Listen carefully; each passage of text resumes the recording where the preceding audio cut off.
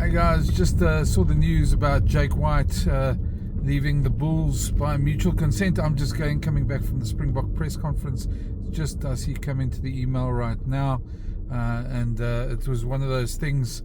I suppose inevitable. I suppose it was going to happen after the reports that we had. As far as I knew, they were anyway still negotiating an exit package for Jake, and that would have been normal for them in this circumstance. But it's the end of the road for Jake, and I think there's a lot to say about it, and I'm sure there will still be quite a few stories coming out about it. But I think the first thing to say is that Jake is a very accomplished coach, and he has really given the Bulls some direction. If you think of where they were when they took over in 2020, Puerto Himon was struggling. They were nowhere. They were losing players overseas in droves. They were struggling in Super Rugby. They certainly weren't the force in rugby that they are now.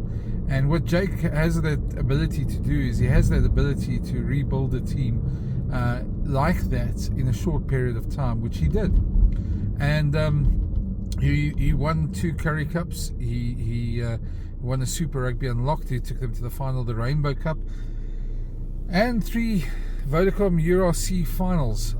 So pretty good record generally for coaches, and I think that's why I've kept my silence on this for a while. I've decided not to speculate, just because I know there's a process going on. I've been speaking to people behind the scenes, and I think at times you just also got to keep your powder dry, and you don't go firing all guns. I know there's been a lot of other guys who have, and good for them. That's their way of doing it. I just felt at this point, with the people involved, the stories I knew and the stories I could tell would probably get some people into trouble, and would probably compromise some of the sources I have. So what I can tell you is that Jake's always been a rather abrasive character. We often haven't seen eye to eye, but I've worked well with him at the Bulls, to be very honest, and he's been always very fair to us, and always taken calls and things like that. From a journalist point of view, he's been pretty good. Saying that, often we hear stories behind the scenes, and I think what you must realize as well is by the time players come to talk to journalists, then things have gone really, really, really wrong. Then often the coaches have already lost the change room, and that's not great. It's not a good situation to be in. Saying that, I mean, you get the situation where you start hearing rumours from players of this player's had a fallout with the coach, that player's had a fallout with the coach. You don't always take it too seriously, because you never have a situation where every player's 100% happy in a team. That just doesn't happen. There's always players who are going to be upset because they're not playing. There are players who are going to be thinking that they should be selected ahead of somebody else. There's players who have genuine fallouts with coaches and are probably wrong in their own right as well. And then you have a situation where a trend develops, where there are various fallouts and with coaches by players. The one thing I can tell you is that the one thing that was always strange to me was the fact that Jake always used to do the press conferences himself.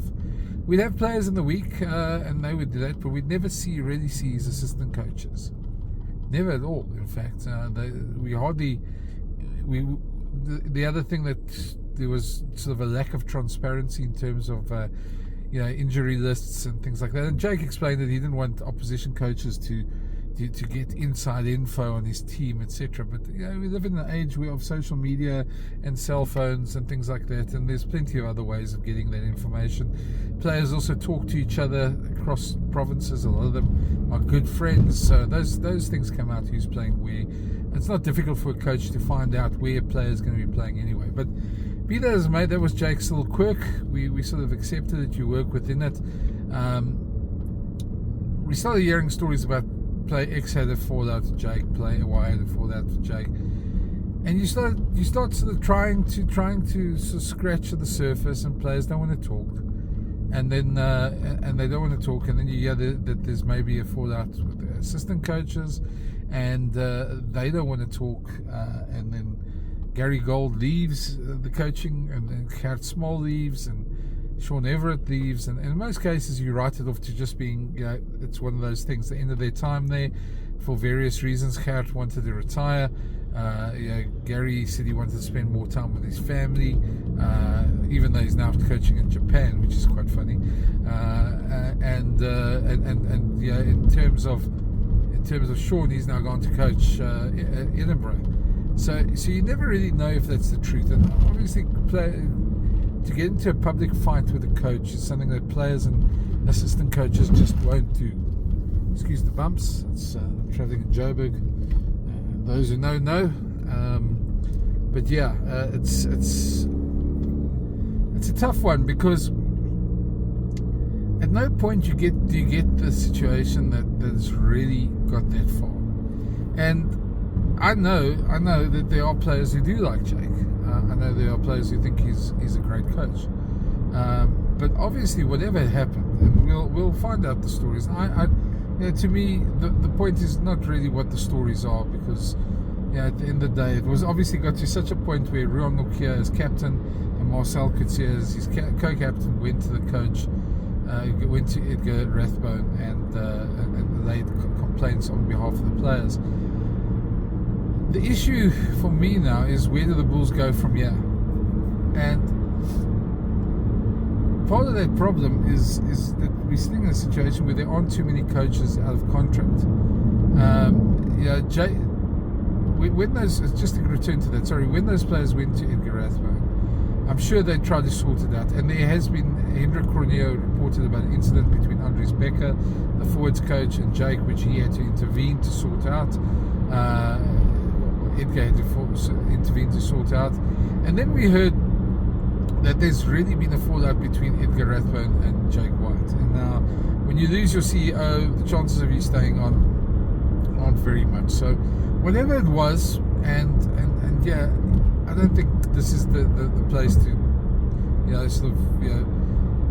carry sort of juicy stories and tell people what happened behind the scenes. The bottom line is, players weren't happy with Jake, assistant coaches weren't happy with Jake, and then he had a fallout with the CEO. So the idea that this was going to be that he was going to stay on became almost untenable. And true to the Bulls' form, when I spoke to Edgar about it the other day, he said, look, they're going to make no decisions until the board meeting. The board meeting took place this morning. That's now the outcome. Jake is out by mutual agreement. They've obviously negotiated a settlement package, and he's gone. He had a very successful tenure with the Bulls, but never got over the line there with the URC. I know there was some irritation with the way he used to talk about his players, always saying that he needed better players, and that irritated the players. But there's obviously deeper stuff than that, and there are stories of things that happened. But be that as may, it's now in the past. So where to here for the Bulls?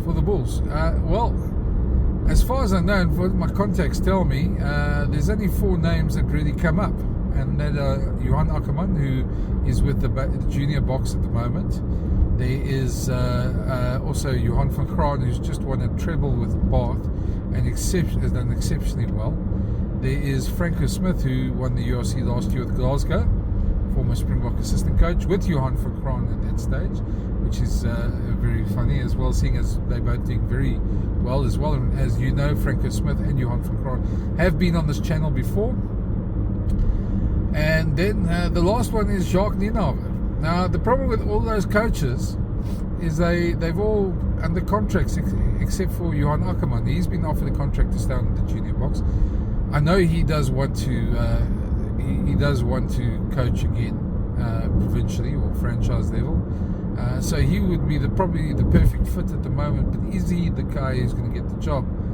I suppose we have to wait and see, because he is a guy who has had success with the Lions, but had limited success at Gloucester, and did pretty well in Japan, but has been out of it for a little while. So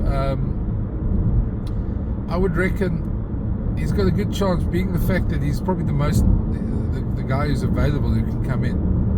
Johan van Kraan, who's just won the treble with Bath. Bath aren't going to let him go easily if he wants to go. He does have a clause that he can get out of his contract. I know that. I have heard that. But he's an incredibly principled guy. He's building something at Bath, so I don't think he's going to want to go now. He always wants to coach the Bulls. He's said that before. He's a Bulls man, started there as a ball boy, as a kid, and would always want to coach the Bulls. I guess a spoiler alert, I do know Johan van Kraan very well. I have gone up to visit him at Munster. He's a great guy, make no bones about it. I think he's a great coach, and he's doing extremely well at Bath, and that's wonderful to see. I think just from my experience from that, I don't think he'll go at the moment. I think he's very focused on what he's building at Bath there, and now is not the time. I don't think he'd say no to the Bulls necessarily, but I just think the timing is wrong for Johan van Kraan. So then we get to Francis Smith, who hasn't been that happy. I mean, there's been rumours about him linked with the Welsh job as well. There's been rumours about him moving to other places, basically because Glasgow, things have changed since he won the URC. Since then, their squad price has grown. They've had to pay a lot more for players, so his player budget has shrunk. So he doesn't have as many players. He was unable to keep, I think it was Tom Jordan and Henko Venter, the two players who, some players that, and he's not allowed to bring in foreigners either. So there is a bit of a problem in terms of that. Sorry, just going to keep an eye on the traffic here while I'm talking. He's got to keep an eye on that. He's got to.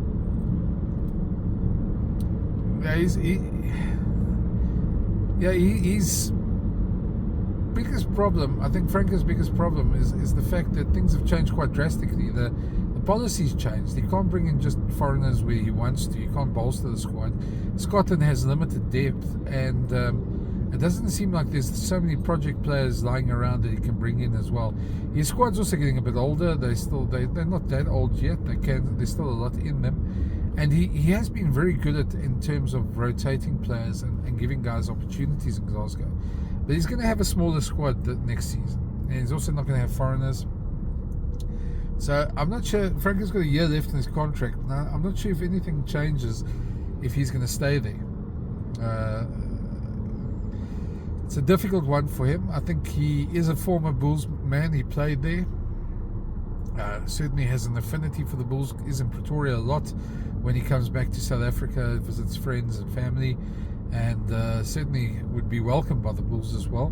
So he's another candidate. And then we have Jacques Nienaber. Now, there's an interesting one as well. It's not like the Irish have made him very popular there. Leinster fans are very happy after the final, of course, but we've heard how many times about how he's the problem, he's the reason Ireland's defence is bad, and the Irish pundits have laid into him big time. They haven't sort of seen what he's done, and it's easy, slag off the foreigner. So I feel for Jacques there, but Jacques is a very principled guy as well. He's also a guy who really enjoys what he does coaching, and I think if he doesn't enjoy where he is, the environment, he'd probably want to move on. Whether that's the case now at Leinster, they've just won the URC, I don't think that is the case right away, but I'm sure he would want to come back into South African coaching at some point. He certainly has a reputation. Whether he's the right guy for the Bulls is another situation. Not that I don't think Jacques can't coach anywhere. He's an exceptional coach. He's done well across the world. He's done well with the Springboks, well with the Stormers. He's really a good coach. I think the problem with the Bulls are unique. It's a unique union. Not everybody fits in there. Trust me, I've been there long enough to know some coaches just don't click there with the environment. And Jacques, I'm sure he will. But it's interesting whether Leinster would let him go is another story. So you've got three coaches who are in contract. The question for the Bulls, I suppose, is which of them would be the correct guy to take over from Jake? And I think there's something that everybody's missing. It's not just the coaching job. It's also, Jake was director of rugby, so he runs the systems from top to bottom at the Bulls, and that's part of the bigger problem.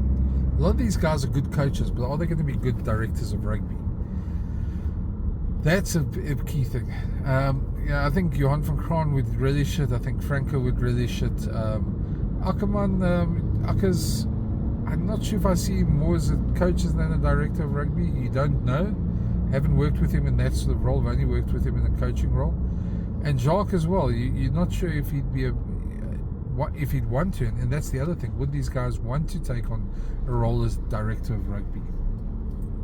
It's a good question. It's a very good question that we'd have to answer. But that's the biggest problem for the Bulls. So that's the situation. The Bulls have got rid of Jake. They're without a coach. There's another problem here as well, which I think needs to be addressed as well, and it's not going to be a popular thing to say. But now, what about the assistant coaches and those senior players? Players will stay on. They'll commit themselves to a new coach. We'll see that happening. But if you're a new coach coming in, you know that players have got a lot of power. They've basically forced out the previous coach. Good or bad, that's what's happened. That's the reality. You also know that the assistant coaches have banded with the players. You may think they're justified, you may not. I'm passing no judgment here. But I think there is a concern for any incoming coach that the assistant coaches that are there sort of turned against the coach and went behind his back. And I say behind his back. I'm not sure if they confronted him, even if they did, but they did band against him and the head coach to get him out. And I think that's a very dangerous precedent for any team. And I wouldn't be surprised if the new coach decides to bring in his own assistant coaches. That might be part of his deal. I think that's a serious worry in terms of that for the Bulls, and something they're probably going to have to sort out when they appoint a new coach. But their biggest thing now is 3 of those 4 coaches that I mentioned are on contract with other clubs. So do they take out the checkbook, or do they go for Akkers, who's the option, who's probably the easiest one to get available? They've got to decide now what's going to be the best fit for the side, who's going to be the guy who's going to take them that step further. They've got to 3 finals now in 4 years. They'll want to get one better. They'll want to win a final, and they'll want to get to a situation where they're not the bridesmaid anymore. And I think Bulls fans will want that as well. They've got some great players coming through. They've bought Jan Safontaine, Andre Pollard, Nicolas Janssen van Rensburg, all Springboks. They've bought Paul de Vet, Jean-Andre Rudolph. There's a couple of other players coming through as well. So it's going to be interesting to see exactly what they do over the next couple of days. It's early days. The news has just come out. As I say, I'm busy. I'm stuck on the N1 in Joburg to Pretoria. I thought, why waste time? Let me film this video. So let me know what you think. What did you think of Jake's tenure? Did you think he was a good Bulls coach? And what didn't you like about it? Let me know. As always, I'll look at all the comments, and it's always good to see other people's opinions. And what did you like about it? And who do you think should be the next Bulls coach? It doesn't have to be those 4. Those just the 4 names I think are probably the most likely. If it is anybody outside that group, who would you want to have coached the Bulls? And if you're not a Bulls fan, tell me who's your most feared appointment for the Bulls, and what your take of it is. Anyway, it's been good chatting. If you haven't already, please smash that subscribe button. It's always good chatting to you guys, and we'll talk soon. Cheers.